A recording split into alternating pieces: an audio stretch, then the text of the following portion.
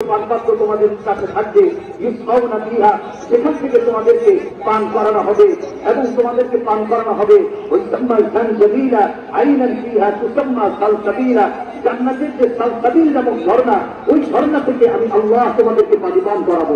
আল্লাহ ওই পানিকে আমরা নিজ হাতে পান করবো? আল্লাহ বলে না না। সূরাতুল কাহফ 16 নম্বর আয়াতে আল্লাহ তাআলা বলেন আদিয়াহুম সিরাবু সুন্দুসিল খুদরু ওয়া ইস্তাবরাক, তোমাদেরকে রেশমি কাপড় পরিধান করা হবে। ওয়াসাকাহুম রাব্বুহুম শারাবান তাহুরা, আমি আল্লাহ নিজ হাতে তোমাদেরকে পানি পান করাবো। আল্লাহ আমরা তো স্ত্রীর কাছে আগমন থেকে বিরত ছিলাম, আল্লাহ তাআলা বলেন এই জন্য আমি তোমাদেরকে কি দিব। সূরা ওয়াকিআ 21 নম্বর আয়াত আল্লাহ তাআলা বলেন ওয়াহুরুল ঈন, চোখ জুড়ানো আনত নমুনা কিছু শরীকা তোমাদেরকে দান করা হবে। আমসালিল লুলুইল মাকনুন, তাদেরকে যখন দেখতে মনে হবে যখন তুমি টক টক টক টক করে যেই স্বর্ণ মুদ্রা এবং মুদ্রা পরিমুক্তাগুলো তোমাদের সামনে বের হয়ে আসছে।